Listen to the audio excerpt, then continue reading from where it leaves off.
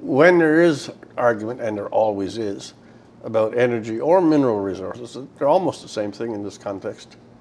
It's always the group that is supplying the necessary thing. Without oil and gas, the world doesn't run. So someone has got to find it, someone has got to find a way to get it out of earth or sea, and someone's got to get it over to everything else that uses it. And we got an automobile industry here in Ontario that would not exist if there was no fuel. Yeah, Bombardier, etc., would not exist if there's no fuel. Yeah. However, all of the IRE, all of the taxation measures, all of the stipulations and new regulations, they only go on the producer or the producing province. There's no such, they don't say, okay, we have a climate emergency, and therefore in Ontario for the next 2 months, only half the cars will be able to drive on a given day, because it is an emergency. And Bombardier is going to cut back on the number of planes or whatever, or trains it is built, because you use oil. It's only the source that gets attacked. And that usually means a single or two provinces, because it's not spread out.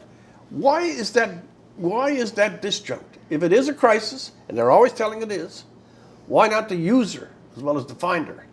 I think it's consumer ignorance. I think it's political cowardice. That too, actually. Speaking of that, I have this gorgeous blazer that I was going to wear today, and then I thought that would just be way too over the top. But Elizabeth May has the exact same blazer, and it is made out of polyethylene.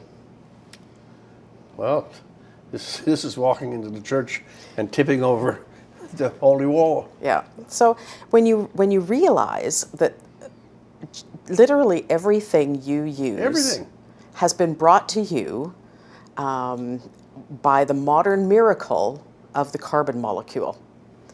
And when you get your head wrapped around that, then you realize that as a consumer, you're the one leaving the footprint. When I was growing up, we were taught the 3 R's: reduce, reuse, recycle. So we decided to recycle. And because of that, we think we're the greatest thing since sliced bread. It's a holy thing. And the problem is that once it goes from my blue bin to the curb and then it's gone, I am a citizen extraordinaire. Yeah, you're a saint. The problem is the Philippines send it back, or whoever, right? So we forgot about the 2 R's, the other two, the reduce and reuse. Yeah. So we need to get back to looking at what we are doing as consumers and making sure that our footprint is as light as it can be.